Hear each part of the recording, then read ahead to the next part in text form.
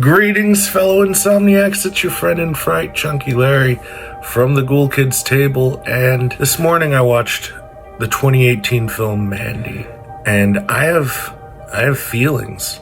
I have opinions. And I'm going to share those with you. And I'm going to probably say something that you haven't heard about the film Mandy yet. Maybe you have. But the only way you're going to find out is by continuing to listen to this episode of Creature Features.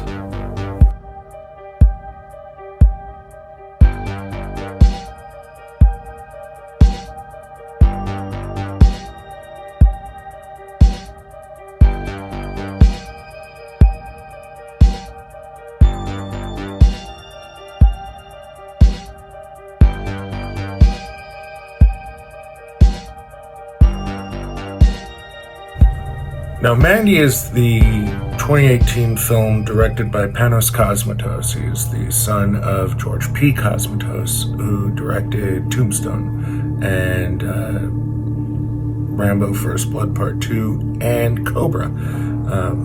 Very eclectic collection of films under his belt. When Panos was a young man, his parents didn't allow him to watch R-rated films, so he would read the backs of them and imagine the films rather than actually watching them. And it's there that I find the little kernel that I need to explain Mandy. Mandy is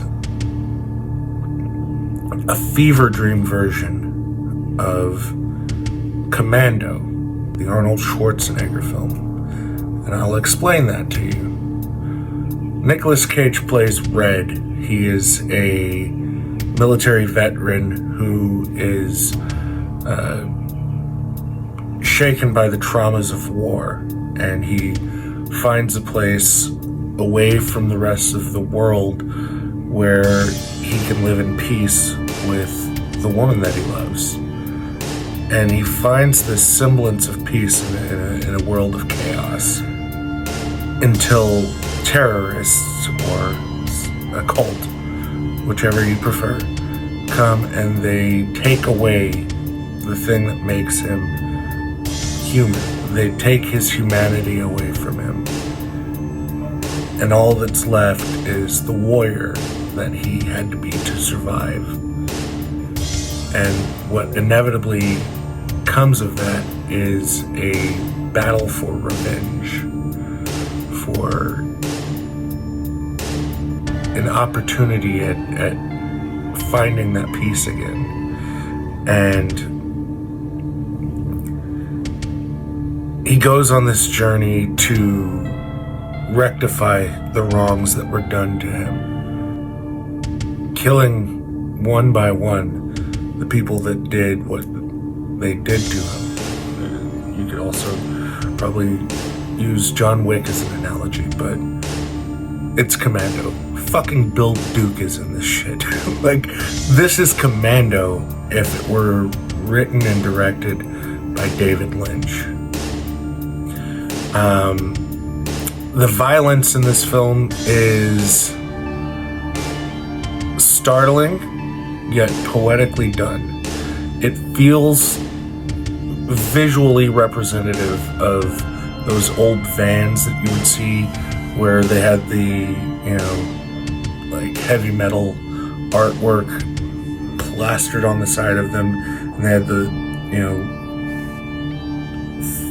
fucking soft and nice carpet inside, and it was all decked out in black lights, and it's like, this is the place where you do fucking hallucinogens. And while that is visually stimulating, it doesn't have a ton of substance. It's style over substance in a lot of respects. The performances in this film, the reading of the dialogue, it doesn't feel like natural acting. It feels like people reading poetry. Now, for some people, this is going to be off-putting. This is going to be something that they're not interested in. But this checked a lot of fucking marks for me. A lot of boxes were checked off. Just by the way that this flows, and it's got this dream quality to it that is completely uniquely its own. I thought that the relationship with Red and Mandy,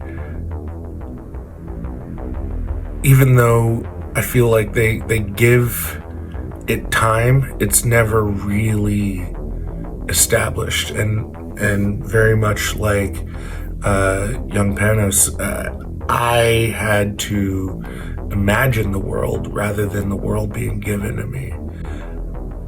And I like that. I like not feeling talked down to when I watch something. So for me, this is an enjoyable experience cinematically that I don't think I'm gonna watch a shit ton of times, but I'm glad that I saw it. I feel like this is one of those movies that people are going to pretend like they like or understand to feel deeper than they actually are.